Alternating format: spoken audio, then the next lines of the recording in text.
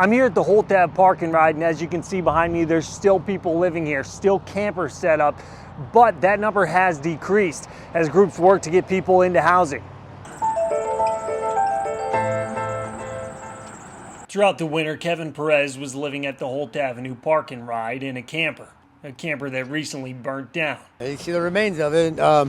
The biggest thing is because my dog was killed out here, the memorial was in here and something I can't replace. And the clothes, all the other stuff I can replace. I'm not worried about that. He was sleeping at his neighbor's the night it caught fire. There's some popping, look, there's orange light, and we opened the door, and we couldn't get out of the camper for like 10, 15 minutes because it was so hot.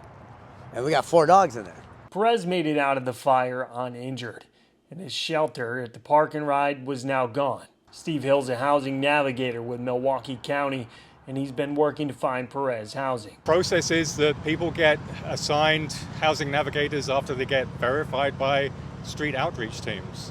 And that's what happened with Kevin. He was verified. We knew that he was down here quite a bit.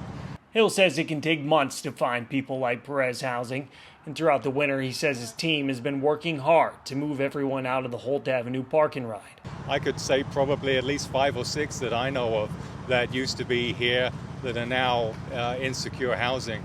Up here we used to have a whole row of tents, a lot of people up there. That's all gone. These people have been housed. One of the people Hill's been working to house is Perez. Perez was able to move into an apartment right before his camper burnt down. Plus, this place is really nice for a studio. I mean, I've been in a studio before, and it was never this nice. Perez says the first year of his rent is paid for, and when he gets a job, 30% of his paycheck will be collected for rent. And then at the end of the year, if they say if you can't afford it, whatever, they'll figure it out. But I mean, if I can't come up within a year having an own place to live, kind of a bum. He's now living on Milwaukee's Lower East Side, and he says as a recovering drug user, he's in the process of becoming a clinical substance abuse counselor with the hope of helping others that share his same struggles. Reporting in Milwaukee, Cody Taylor, Spectrum News.